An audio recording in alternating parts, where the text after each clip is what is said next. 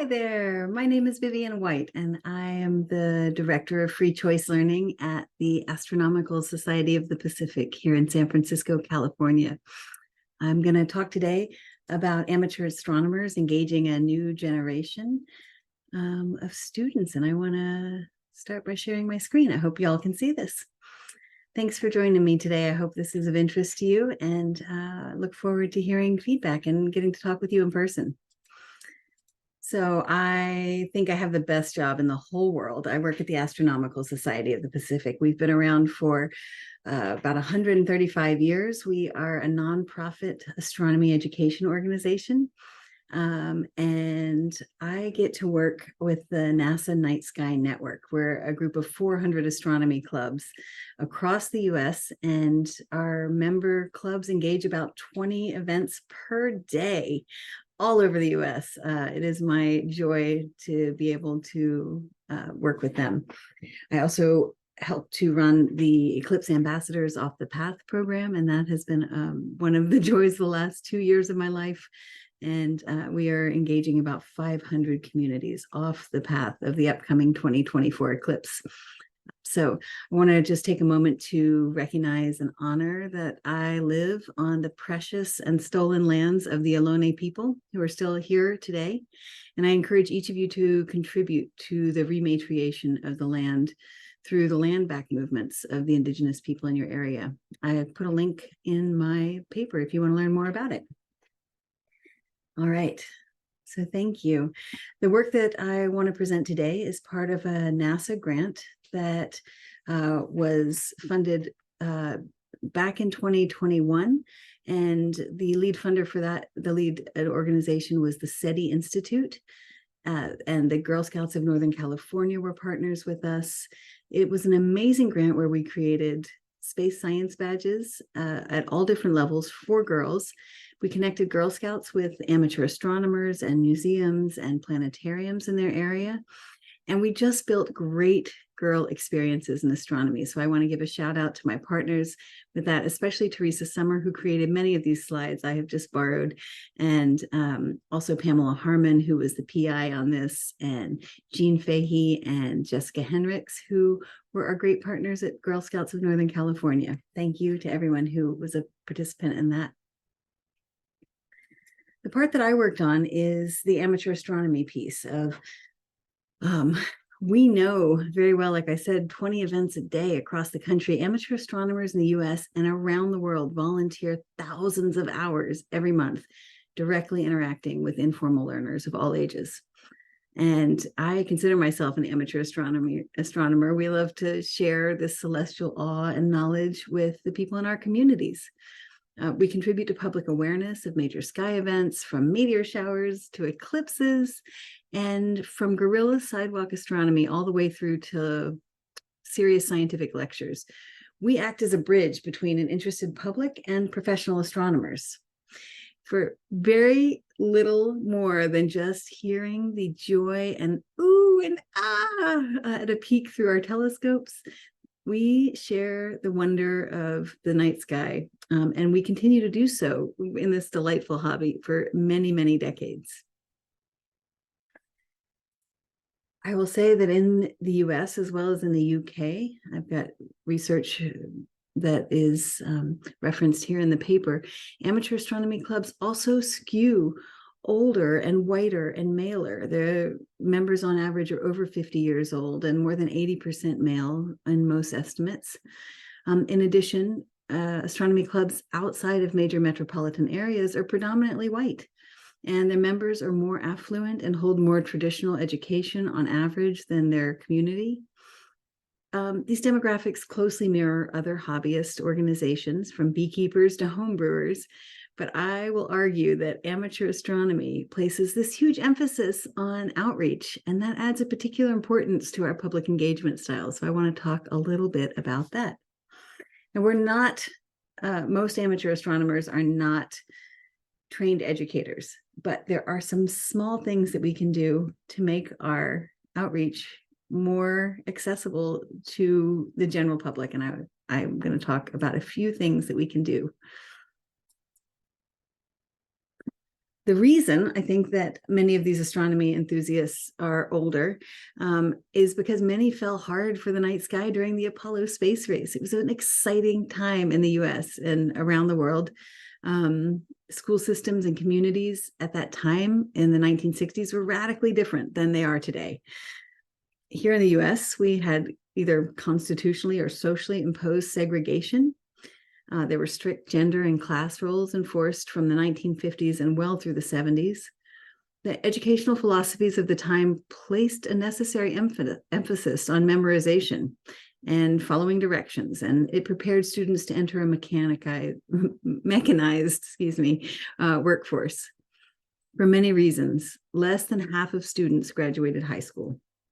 And students who succeeded in this system, well, they went on to become many of the scientists of their generation, going from the studious pupil to become the next sage on the stage themselves.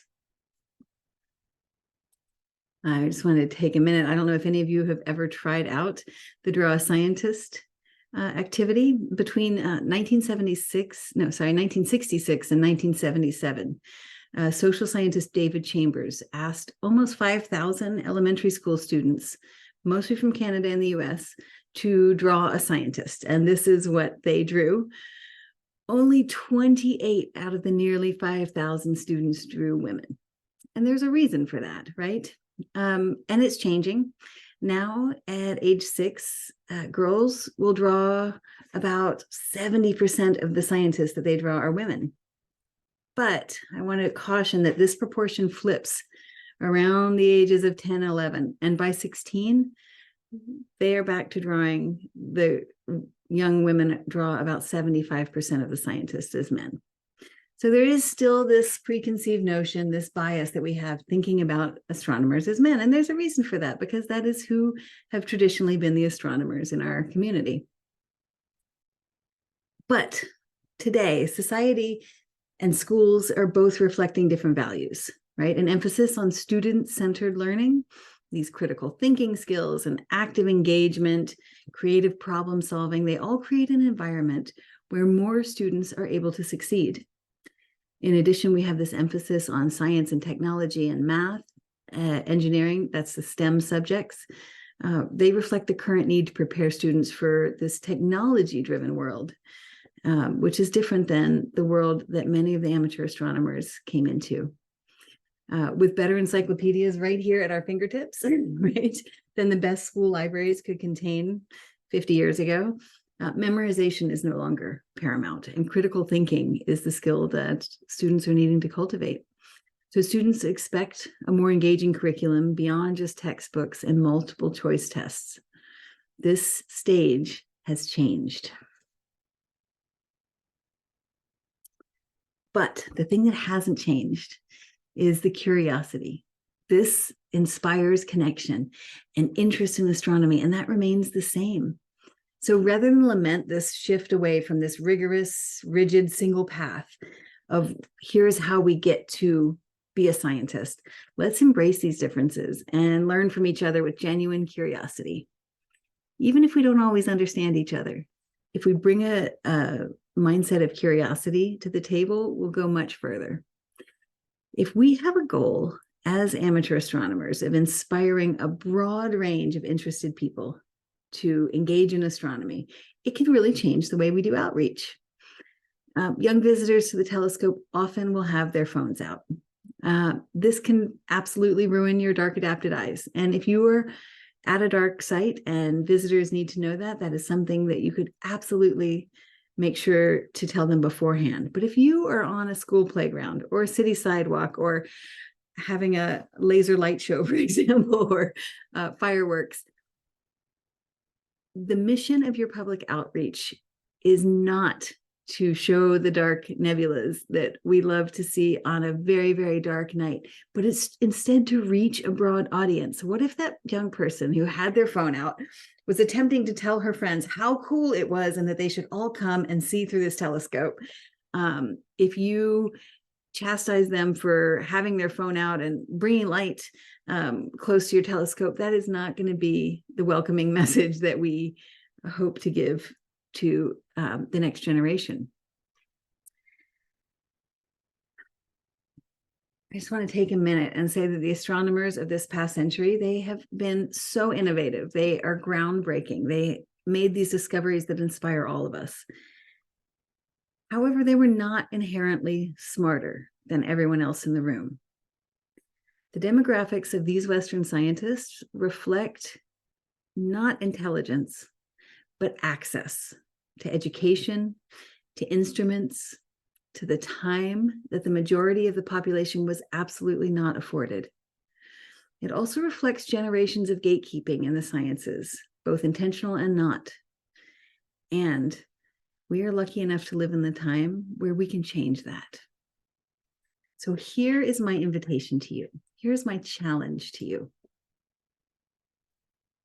While these institutional isms, the sexism, the racism, the ableism, will take time to change, the meaningful engagement that we can have with diverse audiences, this interpersonal work, that can happen right now. If we break it down, it's actually quite simple. But it's based on scientific studies. This is all work that has been backed up by learning studies. And I've got lots of references. You can see where all of these come from. The small changes that I'm about to share come from work done by the Girl Scout Research Institute on how to make science more welcoming to girls in particular. But in fact, these work to make astronomy more welcoming to everyone. So I challenge you to try one of these methods the next time you do outreach at your telescope or at a school or with the person sitting next to you on the airplane when they find out you like astronomy, because we all know how those conversations go. Here we go. I'm going to give you 3 options of things to try. Just try one of them. Let's see if we can make a small difference and move that needle a little bit. The first challenge is really simple. Instead of starting out with what you think is fabulous about space, because you and I know we can all talk for hours about all the wonderful things about space, start instead by asking your visitors a question. It's easy. There's a few different kinds of questions that you can ask, and here are a few of them. You can ask a question about their experience level. If you're at a telescope, you can ask, have you ever looked through a telescope before?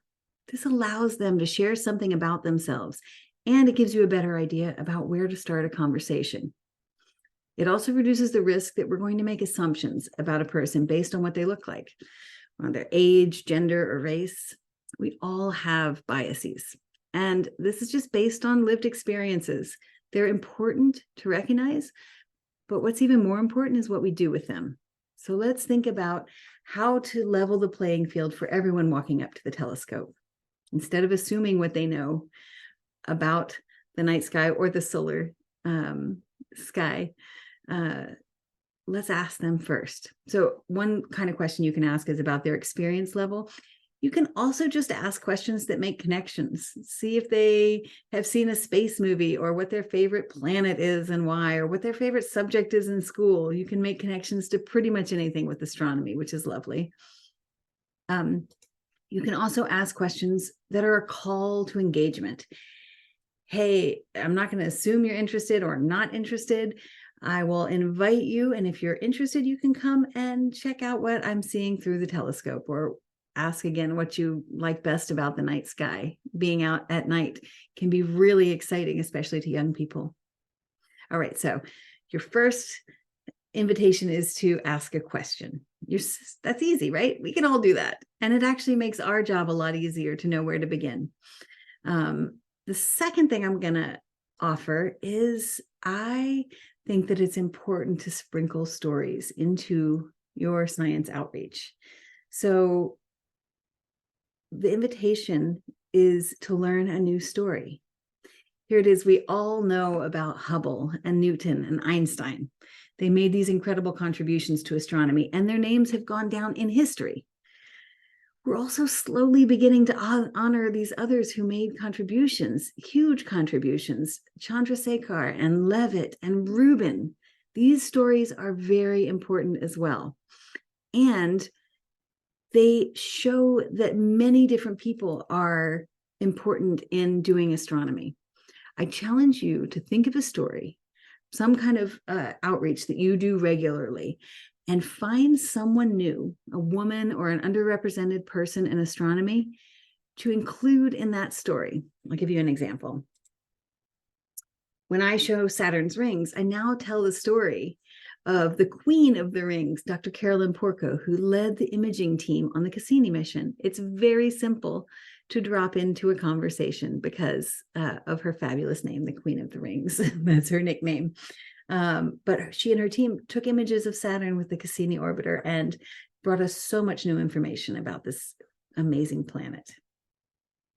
That's easy. Oops, excuse me. The third thing I want to invite you to do is to not only share the facts. Many people who are science adverse think that science is just a list of facts, and how boring is that to everyone? That would be boring to me, and I love science. So instead of just giving facts and figures, take time to show your work, how you think about things, how the science is done. It doesn't have to just be the scientific method, but show people how you think through things and talk about that. It might seem really simple to you, but for many young people, being born again with the world at our fingertips, it can be a really fun exercise to just wonder and wander together through the universe, asking questions. It also gives them a stake in the answer. So involving them in the answering of the questions can be really powerful. I'll give you an example from something that just happened last weekend.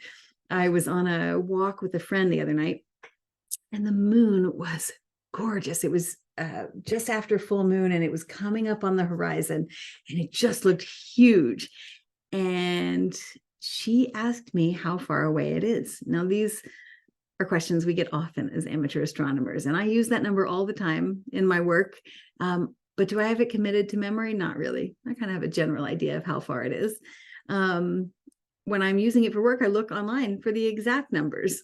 But this evening on a beautiful fall night, I said instead, I don't know, but I bet we could find out together. And she was a little taken aback that I wouldn't know something, because in my group of friends, I am the astronomy expert.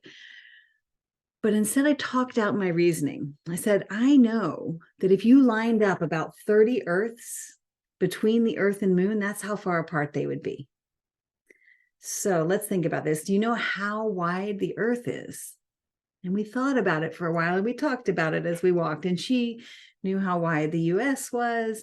And we ended up overestimating. She ended up overestimating the Earth being about 10,000 miles across, just good round numbers.